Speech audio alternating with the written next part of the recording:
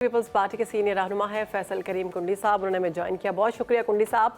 नई हुकूमत आने के बावजूद मुल्क की सियासत गैर यकीनी से दो चार है, हुकूमत मुश्किलात का शिकार है, ऑपोजिशन सड़कों पर आने के लिए तैयार है।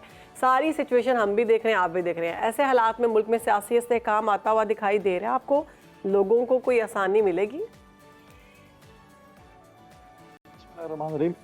देखें, जैसे आपने बात की, इलेक्शन गुजर गए, हुकूमतें बन चुकी हैं जी, और अपोजिशन जो है वो रोडों पे आना चाहते हैं और उन्होंने एक प्लान बनाया, एक अपोजिशन इत्तेहाद बनाया। देखें, जमहूरी हुकूमतों में इत्तेहाद बनते भी हैं, टूटते भी हैं, एहतजाज भी होते हैं, सब कुछ होता है। लेकिन देखें, जो मुल्क की इकोनॉमिकल क्राइसिस से जो गुजर रहा है, इक़्तिसादी उससे, उसमें तमाम पॉलिटिकल पार्टीज का ये फर्ज बनता है और ये ड्यूटी है कि हम इस मुल्क को जो है आवाम की खातिर जो है वो इकोनॉमिकल क्राइसिस से निकालें। लेकिन पीटीआई या सुन्नी इत्तेहाद कौंसिल का है या अपोजिशन की जमातें जो इत्तेहाद बनाए और उन्होंने एहतजाज का ऐलान किया, उनका जमहूरी हक है वो करें, एहतजाज पुरअमन एहतजाज करेंगे, हुकूमत कुछ नहीं करेगी। अगर कानून को हाथ में लेंगे तो डेफिनेटली कानून एक्शन में आएगा। लेकिन बात यह है कि जैसे बिलावल भुट्टो जरदारी साहब ने उस दिन भी लड़काने में बात की, नौडेरो में बड़ी खुदाबख्श में जैसे खिताब किया कि इनके मसाइल क्या हैं, टीओआस क्या है, किसके लिए इत्तेहाद बनाए, क्या हुकूमत ने उनको ना किया कि हमारे साथ बैठने को तैयार नहीं है? पीटीआई की जब हुकूमत थी तो कहते हमने आपके साथ हाथ भी नहीं मिलाना, बैठना भी नहीं है, चाहे मुल्क की सलामती की बात क्यों ना हो। आपने देखा होगा कि वज़ीर आज़म गायब होते थे, अपोजिशन मौजूद होती थी। तो हुकूमत के साथ उनके जो इशूज़ है उस पर पहले उसके टीओआर और सामने से लेकर आएँ। जो साथ साथ आपने दूसरी बात की कि असद कैसर और मोहम्मद फजल रहमान साहब ने जो है अपने रब्ते तेज़ करने और मजबूत करने और शायद मे बी नॉट, मतलब है कि दोनों हो सकते हैं कि कल उनका इत्तेहाद बनता है। तो पहले तो पीटीआई जो इखलाकी जुर्रत का मुजाहरा करे बकौल मौलाना फजल रहमान साहब के, उनके हक पे डाका डाला गया खैबर पख्तूनख्वा में। अगर मौलाना फजल रहमान के हक पे डाका डाला गया तो माल गनीमत तो पीटीआई को मिला है या सुन्नी इत्तेहाद कौंसिल को मिला है जो लिए। तो लिहाजा पहले मौलाना फजल रहमान साहब को जी बकौल पीटीआई तो उनके हक पर डाका डाला गया ना ओवरऑल, इसलिए तो इत्तेहाद बन रहा है। ओवरऑल नहीं, इत्तेहाद बन रहा है ना, तो मौलाना फजल रहमान ने भी तो कहा है ना। तो मौलाना फजल रहमान के हक में जो डाका डाला गया तो पीटीआई को दे दिया गया। तो पीटीआई पहले मौलाना फजल रहमान का जो कि घर में जो चोरी हुई है, डाका डाला गया बकौल मौलाना फजल रहमान के, वो उनको वापस कर रहे माल। उसके बाद देखें, वो जो जुडिशल कमीशन की बात कर रहे हैं कि बनाया जाए, पहले खैबर पख्तूनख्वा से बिस्मिल्लाह करें, उनकी हुकूमत है वहाँ पर, अपने लिए अपनी मिसाल तो कायम कर लेना कि हमने ये कर लिया और बाकी सूबे भी ये करें। तो अपने लिए तो सब कुछ वो हलाल समझते हैं, बाकी कोई हराम समझते हैं। पहले खैबर पख्तूनख्वा से बिस्मिल्लाह कर लें, हम ठीक समझाएंगे कि बिल्कुल। अब मौलाना फजल रहमान कह रहे हैं कि मेरे खिलाफ मौलाना फजल रहमान पहले तो नून लीग के बड़े गुण गा रहे थे, अब अचानक से क्या हो गया? अब क्यों आ रहे हैं हुकूमत के खिलाफ? देखिए, सियासत में इत्तेहाद बनते भी हैं, टूटते भी। जब हमारा पीडीएम के इत्तेहाद बना था तो ये पीटीआई वाले शोर कर रहे थे, किसी कहने पे बना है, कितनी मराद दी है इन जमातों को। आज वही जमातें इनके साथ मिली हुई हैं, तो आज वो बताएं ना कि कैसे बना इत्तेहाद, किस तरीके से बना है, क्यों बना है। तो ऐसी सूरत हाल में आप नहीं समझते कि लोग गैर यकीनी का शिकार हो जाते हैं कि हम किसको फॉलो करें? कभी ये आपस में एक होते हैं, कभी एक दूसरे के खिलाफ बहुत सख्त बातें करते हैं। देखें, पॉलिटिक्स है। देखें, कुछ जमातें जिस वक्त अपोजिशन में है, ये पीटीआई की हुकूमत के हिस्से भी थे, फिर एतमाद हमारे साथ आए, आज वो दोबारा जो है वो अपोजिशन की जमातों के हिस्सा बने। तो पॉलिटिक्स में इत्तेहाद बनते भी हैं, टूटते भी हैं, चीजें चलती रहती हैं। लिहाजा इसमें मैं नहीं समझता कि फिर तो सियासत ज़ाती मुफाद के लिए हो रही है ना, फिर अवाम को रिलीफ पहुंचाने के लिए सियासत तो नहीं हो रही। और अब हुकूमत की जानिब से जब ऑफर आई है नून लीग की जानिब से, बिलखसूस के पीपल्स पार्टी को हुकूमत का बाकायदा तौर पर हिस्सा बनना चाहिए ऐसी सिचुएशन में, तो क्या लाहेअमल होगा पीपल्स पार्टी का? देखिए, पीपल्स पार्टी अपना रोल प्ले करेगी। माजी में भी जब 16 महीने हमारी हुकूमत थी, हमने इस वक्त अपनी इत्तेहादी जमातों को कन्विंस किया और हमने उस वक्त अपोजिशन के साथ उनको बिठाया।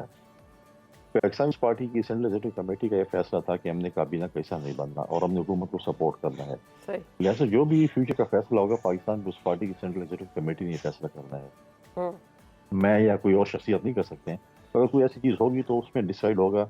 ऐसा ऐसे नहीं हो सकता कि मैं भी आपको बोलूँ कि जी हम काबीना का हिस्सा बन रहे हैं। साहब, आपका मशवरा क्या होगा? आपकी ज़ाती राय क्या है? चले, आपसे तो बात हो सकती है ना इस वक्त, आपकी ज़ाती राय क्या है? इस वक्त आवाम को रिलीफ पहुंचाने के लिए पीपल्स पार्टी को हुकूमत का हिस्सा होना चाहिए?